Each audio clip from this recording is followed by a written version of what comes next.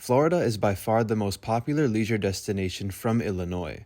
Putting Chicago aside, 6 airports throughout the state of Illinois combine for 25 nonstop routes across 9 Floridian airports. Now, you've definitely heard of Breeze Airways, and a big chunk of its operation is based out of Florida, serving multiple cities across the East Coast and Midwest. Given how much Illinoisans love Florida, it was only a matter of time before Breeze took notice. Sure enough, in December 2023, the airline inaugurated service to its first Illinois city, none other than the state capital of Springfield. So today, we're flying Breeze's Airbus A220-300 from Springfield down to Tampa on the second to last flight of the season, and we're doing so in Breeze Ascent, the carrier's version of a first-class offering. This is a video I've been wanting to make for quite some time now, so I'm excited to finally bring it to you all, and I sincerely hope that you'll enjoy it.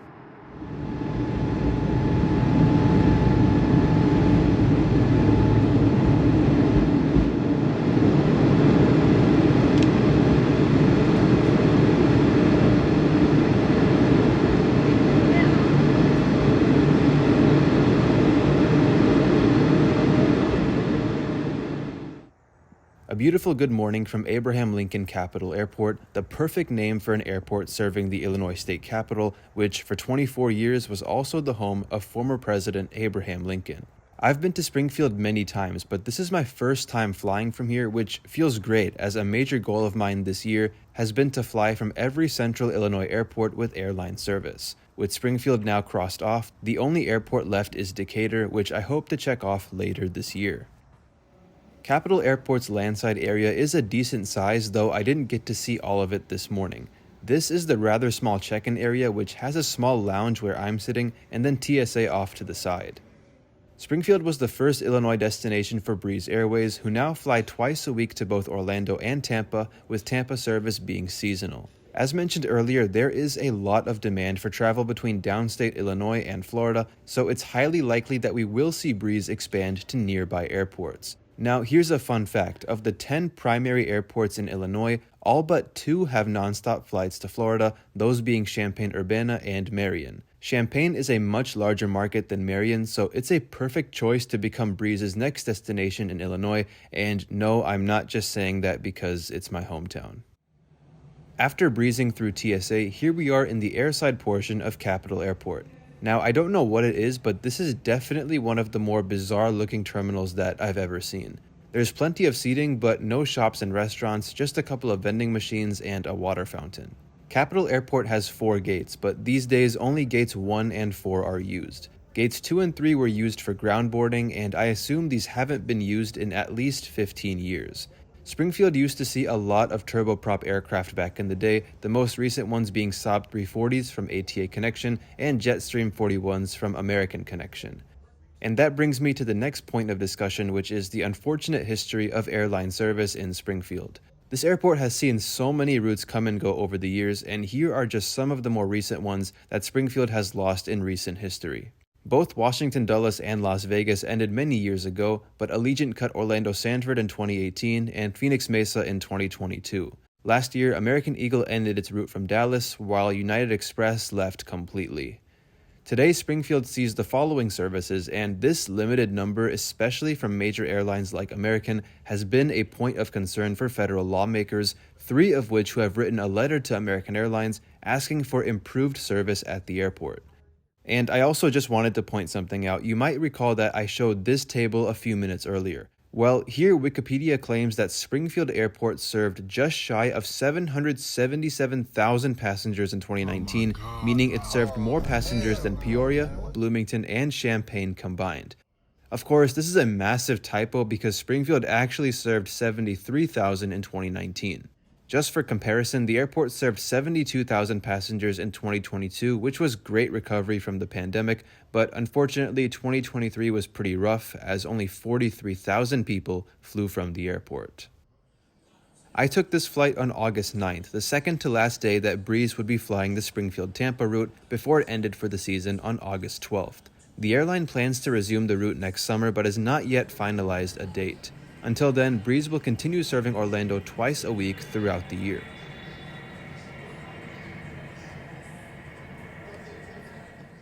November 224 Bravo Zulu is our aircraft today, a 1-year-old A220-300.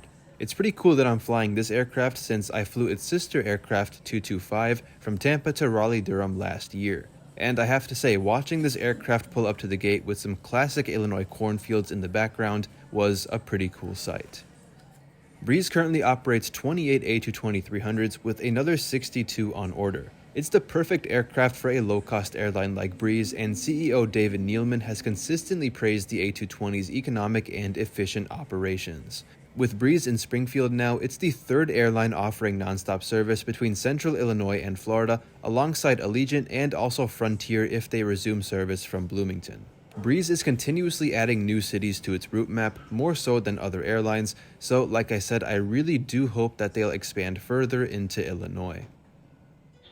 Boarding started a good 15 minutes early this morning, and thanks to my seat in the Ascent cabin, I boarded in Group 1 and was the first person on board the aircraft. Breeze's A220 seats 137 passengers with 12 in Breeze Ascent and 125 in Economy. 45 seats have a red trim on them and they're branded as extra legroom nicer seats, while the remaining 80 seats have yellow trim and are standard nice seats that I've reviewed before. My seat today is 3A, and these Ascent seats are amazing, with large adjustable headrests and some fantastic padding. The seatback features a coat hook and a tablet holder with a really large range of motion, though it doesn't need to be folded out this much. There's a large seat pocket with some literature and leftover napkins from the previous flight, and a very generous 39 inches of pitch. Leg space is slightly restricted thanks to a metal bar, but this is among the most legroom you'll find in any domestic first class, beating the likes of even American, Delta, and United. Between seats is a small fold-down table, I assume for drinks, and then at the bottom are two empty storage cubbies where you could probably fit a water bottle. On the center console is another small shelf for drinks, some more storage down there, and then the tray table which folds out from the armrest. On the other side of the seat is even more deep storage, along with the seat recline and footrest controls. And thanks to the A220's super large windows, there is no shortage of natural light filling the cabin.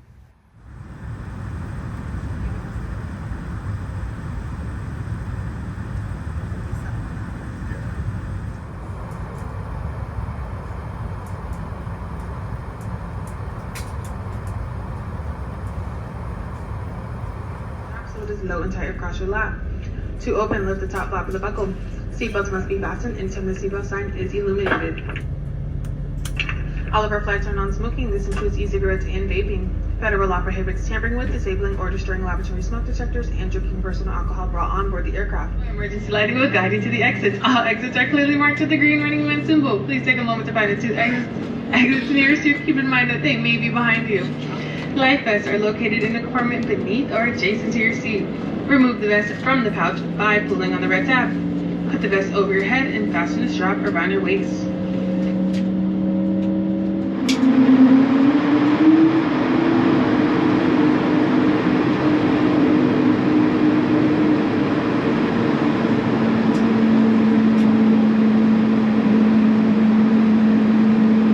Flight attendants, please be seated or take off.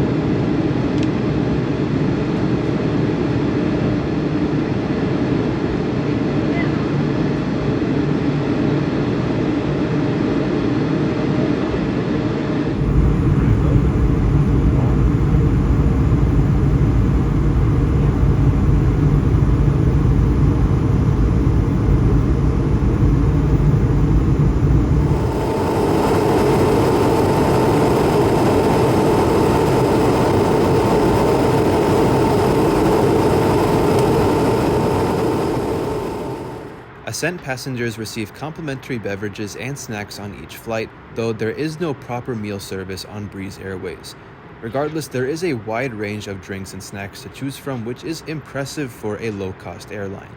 Just minutes after takeoff, the flight attendant came around taking drink and snack orders.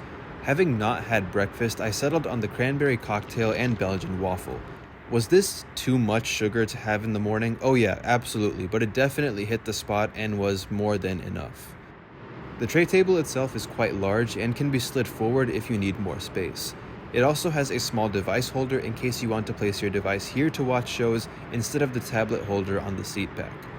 And because I forgot to cover this on the ground, the Ascent seats have a remarkable amount of individual power ports with one universal outlet, one USB-A, and one USB-C outlet at every seat. Breeze recently installed Wi-Fi across its A220 fleet. Internet access is free for passengers booked in the nicer or nicest bundles, otherwise it's $8 for everybody else. Despite this, you can actually get free messaging and even stream free movies and TV shows like you would on a full-service airline. I was happy to see that there's even a flight map available, and I ended up displaying this for the entire flight. It shows the altitude, speed, and distance remaining, and of course where you're flying by.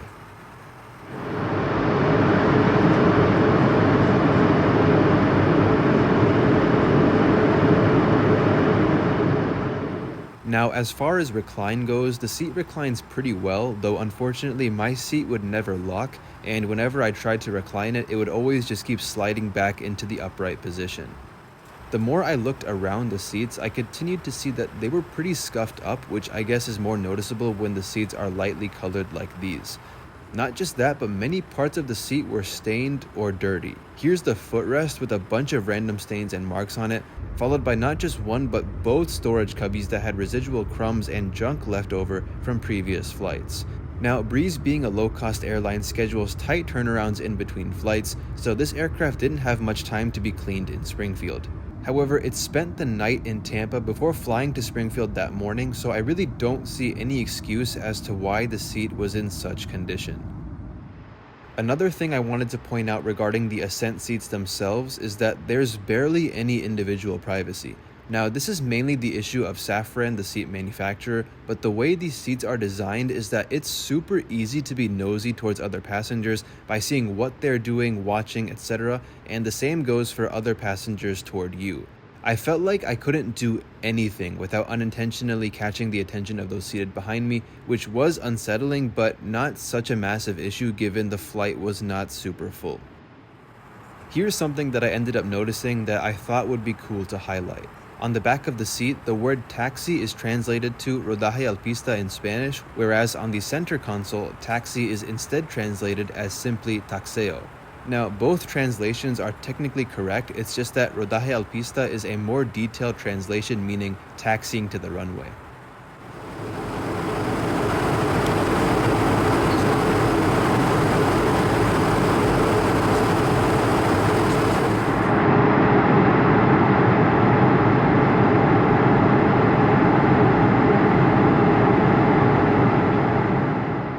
Now, when I flew Breeze in its most basic seat back in November, I noted that the seat was super uncomfortable and that even the 1-hour flight to Raleigh was hard to tolerate.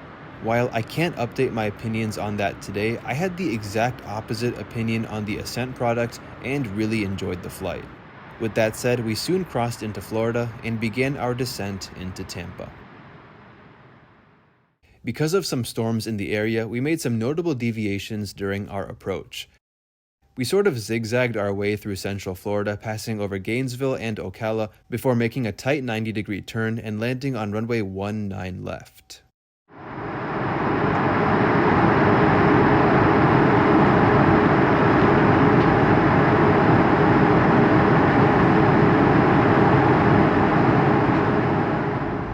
At this point, we're descending through 8,000 feet, but if you look closely at the reflections on the engine, you might be able to see that the landing gear is already deployed.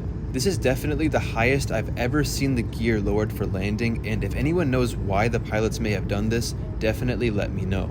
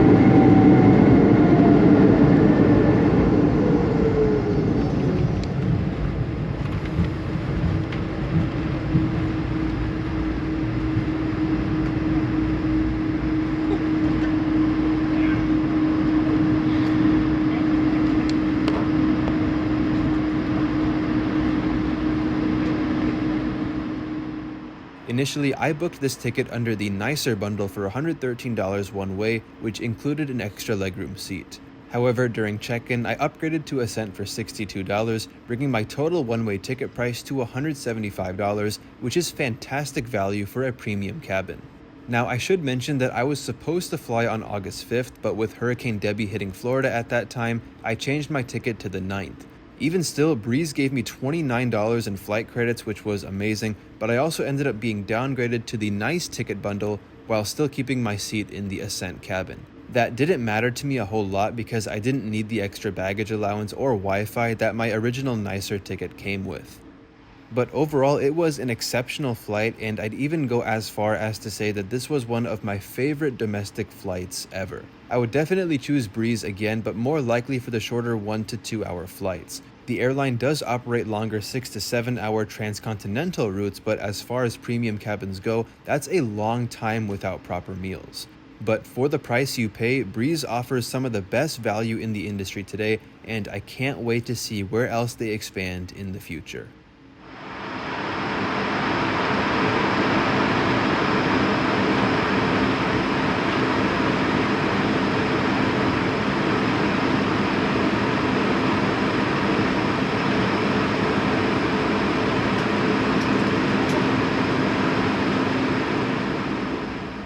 And with that, welcome to Tampa, and thank you very much for joining me today.